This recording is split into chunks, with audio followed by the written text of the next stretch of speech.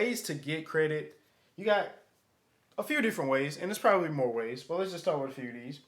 You can have a secure credit card, which is you have, let's say you got $300 in the bank, and you go to your local bank or a different creditor, and you're like, hey, I want to get a secure credit card. You take that money that's in your account, that $200 or $300, you give that to them as collateral for a credit card or the secure credit card that has that same limit that you deposited. So you technically buying your own credit card with your own money, but because the bank has your money, it's their collateral just in case you can't pay it. Now they got your cash, right?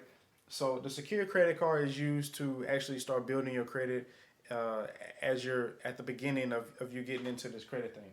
The second one is a regular credit card. Now, a regular credit card kind of comes a little later when you have something on your credit, but I would say a good credit card that you can probably get starting off will be a Capital One Journey card.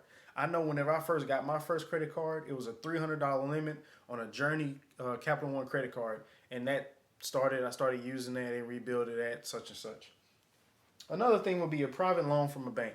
So if you've been banking with somebody for a long period of time and they see the money flowing in and out the bank account, they may or may not use that to justify you getting a loan. You may need a cosigner. A lot of times you may need a cosigner to get a loan. If it's like a couple $1,000s, they may be able to slide and let you do that, long as you have a substantial amount of income to compensate and let them know that you're going to be paying for that loan. So you can borrow $1,000 or $2,000 from your local bank that you're banking with, and then be able to start building credit with something as simple as that. Another thing will be student loans. And if you haven't already seen my video about how colleges are scamming with these student loans, go ahead and click the link up here somewhere in the video, and you might want to check that out before you start digging into some student loans. But student loans don't necessarily need your credit ran. And usually you will need some type of parent to sign off for you to get that. They don't necessarily run your credit, but you can use that. It technically will show up on your credit history, on your credit report. So it will thus generate some type of score for you, and they will base that off of how much of the loan amount that you're getting and other different factors that we won't get into this video. Another thing is a cosigner. So if you was to go get a car and you don't have any credit, you can bring your mom, your parent, a friend, or a family member, so you're able to get the car.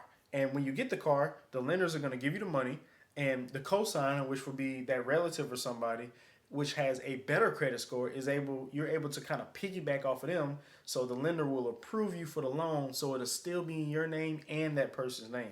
Now both parties will be liable for the loan, but at least you'll be able to get a loan, and that will be able to come on your credit report.